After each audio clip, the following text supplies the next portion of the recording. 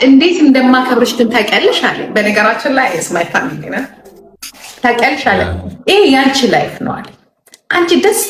አንቺ ደስ የሚልሽ ነገር ማድረግ አለብሽ። ያዋጣል።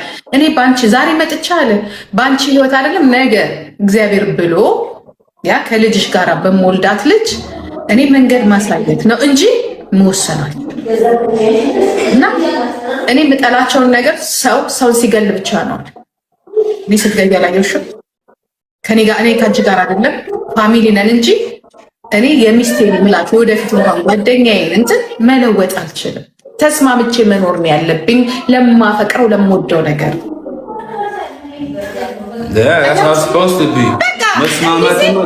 እኔ ራሴ ይኸው እንደምታዩ ቀዝቀዝ አልኩ። ከዛ በኋላ ቀዝቀዝ እኔ ደግሞ አልኩት ልጄን የሚወድ ከሆነ የሚያከብርልኝ ከሆነ ቲክቶኩ ራሱ ባናቱ ይገለጣል። መጣ ሳምሪ እናት የሆነችው ጂጂ ኪያ አሁንም ስለ ልጇ ሳምሪ በተመለከተ መናገሩን ቀጥላበታለች። በተለይ አንድ ፓይለት ተዋውቃለች፣ ከእንግዲህ ለልጅ የሚገባ ሰው ነው ወደ ህይወቷ የመጣው በማለት ደጋግማ እየተናገረች ይገኛል ከሰሞኑ ባሉት አዳዲስ ጉዳዮች። ታዲያ ከዚህ ጋር በተያያዘ ብዙዎችም እኔም በቪዲዮ ቀድሜ በለቀኩት የተለያዩ ሀሳብ አስተያየት እየሰጡ ነበረ። ማን ነው እናንተ ቤተሰብ ውስጥ የሚገባ የትኛው ሰው ነው እናንተን ሰው ብሎ አምኗችሁ በተለይ ልጅሽንም አግብቶ ከአንቺ ጋርስ በከባድ ሁኔታ እልህ እየተያዘ የወደፊት ህይወቱን የሚያመሰቃቅል ማንም ሀበሻ እናንተን ጸባያችሁን የሚያቅ በሶሻል ሚዲያ የሚያውቃችሁ ሰው በፍጹም ወደ እናንተ ቤተሰብ አይቀላቀልም በማለት የተለያዩ ሰዎች ሀሳብ አስተያየት እያደረሷቸው ይገኛሉ። ታዲያ ከዚህ ጉዳይ ጋር በተያያዘ ይመስላል ጂጂ ኪያ ስለ ራሷ ጸባይ እንዲሁም ደግሞ እንግዲህ የልጇ ፍቅረኛ የሆነው ፓይለት ነው የተባለውም ግለሰብ ስለ ጂጂ ኪያ ስለ ራሷ ያለውን አመለካከት ነው ደጋግማ እየተናገረች የሚገኘው ማለት ነው። እኔ ልጄ ህይወቷ ጥሩ ከሆነ አዲስ ህይወት ከጀመረችልኝ ይህ ቲክቶኩም ጥንቅር ብሎ ይቀራል ሁሉ ስትል ተሰምታለች ማለት ነው። እንግዲህ ጂጂ ኪያ ደጋግማ የተናገረችው አንድ ንግግር አለ። የልጄ አሁን የመጣው ፍቅረኛ ፓይለቱ ግለሰብ በአስተሳሰቡ የረቀቀ ነው፣ ብዙ ነገር የሚያመዛዝን ነው፣ የኔንም አመለካከት የሚያከብር ነው። ከዚህ በፊት የተለያዩ ሰዎች እንደዚህ አይነት ጉዳይም ስለሚያነሱ ይህ ነገር ትንሽ ተጽዕኖ እንዳያሳድርባቸው ሳምሪም ጠይቀው ነበር ነው የምትለው እንግዲህ ጂጂ። ታዲያ ሳምሪ በምትጠይቀው ጊዜ ይሄ ግለሰብ ሶሻል ሚዲያ ላይ እኔን እንደሚያቀኝ ተናግሯል። በመቀጠልም ጂጂ ኪያ የራሷ አመለካከት አላት፣ የፈለገችውን ሀሳብ ማንጸባረቅ ትችላለች፣ ሰው እስካልገደለች ድረስ ሀሳቧን የፈለገችውን ማንጸባረቅ ትችላለች።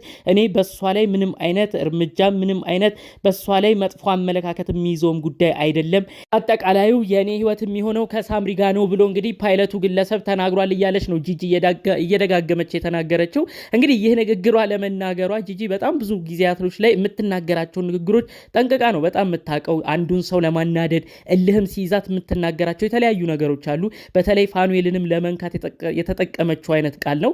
እንግዲህ ያው ይሄ አዲስ የመጣ የተባለው የሳምሪ ፍቅረኛ የተባለው ፓይለቱ ግለሰብ እንግዲህ ጂጂ ምንም አይነት ነገር ብትናገር እሷ ላይ ተጽዕኖ እንደማያረግባት፣ ጂጂን እንደማይጠላት፣ እሷ የራሷ አመለካከት አላት ብሎ እንዳሰበ በቃ በአጠቃላዩ የተማረ ሰው አስተሳሰብ ማለት እንደዚህ ነው ሁሉ እያለች ይህን ግለሰብ ስትገልጸው ነበር ማለት ነው። እንዲሁም ደግሞ ይቺ ግለሰብ ሰው እስካልገደለች ድረስ ከኔ ጋር የሚያነካካት ነገር የለም፣ የፈለገችውን ሀሳብ ማራመድ ትችላለች ሁሉ ብሏል። እንደዚህ ነው በቃ የሰው አይምሮ መብሰል በማለት ሁሉ ስትናገር ተመልክተናል ማለት ነው። ከዚህ ጉዳይ ጋር አያይዞ ብዙዎች የሚሉት የተለያዩ አይነት አባባሎች አሉ፣ ምሳሌያዊ ንግግሮች አሉ።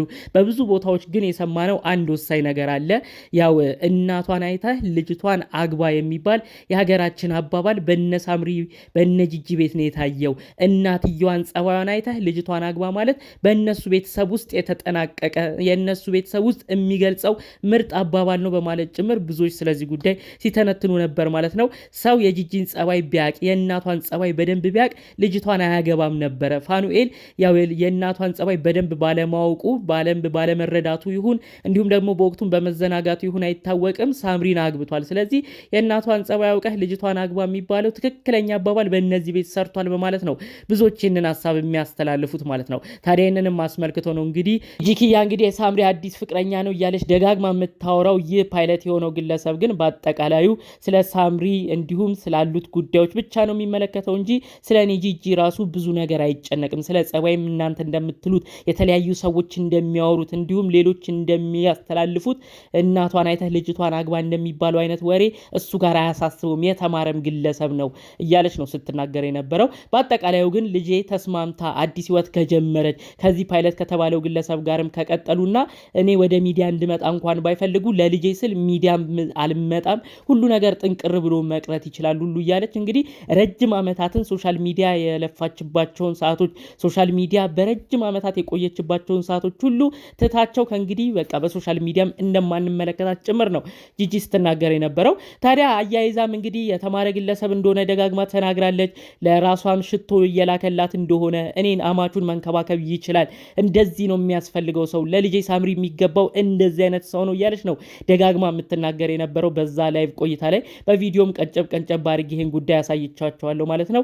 እሳይ አንጀታችሁ እንደዚሁ ቅጥል ሊበል እያለች ሁሉ ስትናገር ነበር ማለት ነው። ብዙዎች በሚገርም ነገር ይህንን ቪዲዮ የራሱ ትናንትና በዚሁ ቻናሌ ላይ ለቅቄ የተለያዩ ሀሳብ አስተያየቶች ሲሰጡ ነበር። እንኳን ፓይለት አይደለም ተራ ሌላ በተራ ሙያ ራሱ የሚገኝ ሰው ልጇ ሳምሪን አይቀርብም፣ ልጇን ሳምሪን አያገባም እያሉም የሚናገሩ ሰዎች አሉ። በተለይ የእናትየዋን ጸባይ በማስታወስ የጂጂን ኃይለኝነት በማስታወስ ምን አይነት ሰው ነው ከፋኑኤል እኮ ብዙ ሰው ሊማር ይገባል፣ የእናትየዋን ተጽዕኖ ብዙ ሰው ሊያውቅ ይገባል፣ ምን አይነት ሰው ነው እናንተን አምኖ የሚያገባው፣ የጂጂን ኃይለኝነት እያየ እንዴት ነው ልጇን ሳምሪ አግብቶ የሚቃጠለው በማለት ጭምር ነው ብዙዎች ሀሳባቸውን ሲገልጹ የተመለከት ነው ማለት ነው። እንግዲህ ያው ጂጂ በጣም ብዙ ልህ ስላለባት በተለይ ደግሞ እንግዲህ ፋኑኤልን ካለመፈለግም አንጻር ልጇ ያው ሌላ ሰው እንደሚገባት ነው ደጋግማ የምትናገረው። የተማረ ሰው እንደሚገባት አዲስ ሰው ማወቅ እንዳለባት ነው ደጋግማ የምትናገረው። ነገር ግን ሳምሪ እስካሁን ባላት የቲክቶክ ላይቭ ላይ እንዲሁም በተለያዩ የሶሻል ሚዲያ አካውንቶቿም ላይ አዲስ ህይወት እንደጀመረች ምንም የምትገልጸው ነገር የለም። አዲስ ህይወት የጀመረችም አይመስለኝም። ያው በብዙ ግፊት ይህ ነገር እየተገፋ ያለው ያው በእናቷ በኩል ያለ ነገር ይመስለኛል። ያው እንግዲህ ልጇ ፓይለት እንድታገባላት በጣም ትፈልጋለች። ለዛም ይመስለኛል እንግዲህ አዲስ ሰው ልታስተዋውቃት እየጣረች የሚገኘው ማለት ነው። እኔ በዚህን ያህል ደረጃ የተረዳሁት የነ ፋኑኤልና የነ ሳምሪን ምን ያህል ጥሩ ፍቅር እንዳላቸው ነው። እንግዲህ በተለያየ ቦታ ሁለቱንም እልህ የሚከት ነገር አንዱን ይነጋገራል። ታዲያ ማንም በተለይ ፋኒም ሳምሪም እንግዲህ አንዱን ለማብሸቅ አዲስ ህይወት በፍጥነት ሲጀምሩም አልተመለከትንም። ብዙ ጊዜ ያው ታውቃላችሁ ሰው ሲለያይ ያ አንደኛውን ሰው ለማብሸቅ ወይ ከሌላ የፍቅር አጋር ጋር ሆኖ ይመጣል። በፋኒና ሳምሪ ግን ይህንን ፈጽሞ አልተመለከትንም። ፋኒም አዲስ ሰው ይዞ አላየነውም። የተለያዩ ሴቶች አንተ እኮ ጥሩ ሰው ነህ፣ አንተ የሚገባህ እንደዚህ አይነት ሰው ነህ፣ እኛ እንቀባረን እንያዝ፣ እኔ ከአሜሪካ ነኝ፣ እኔ ከዚህ ሀገር ነኝ እያሉ ብዙዎች የፍቅር ጥያቄ ያቀርቡለታል። ፋኑኤል ምንም አይነት ነገር አዲስ ፍቅርም አልጀመረም። በዚህ በኩል ሳምሪም በእናቷ ግፊት ራሱ ብዙ ጫናዎች እየመጡባት ፓይለት ልታገባ ነው እየተባለች ብዙ ነገር ትባላለች። ነገር ግን ሳምሪም ራሱ እንግዲህ ምንም አይነት አዲስ ፍቅር የመጀመር አዲስ ህይወት የመጀመር ምንም አይነት አዝማሚያ አላሳየችም ማለት ነው። ታዲያ ይህ የሚያሳየው ነገር ፋኒና ሳምሪ ያሉት የገንዘብ ሁኔታዎች፣ አንዳንድ ነገሮች፣ የቤተሰብ ጣልቃ ገብነት ሳያስማማቸው ቀርቶ ለመጣላት ደረሱ እንጂ የእውነት ፍቅር በመካከላቸው እንዳለ ግን ማንም የሚክደው ሀቅ ነው ብዬ አላስብም። ፍቅር ባይኖር ኖሮ ከ7 ዓመታት በላይ አንድ ላይ ይኖራል ብዬ አላስብም።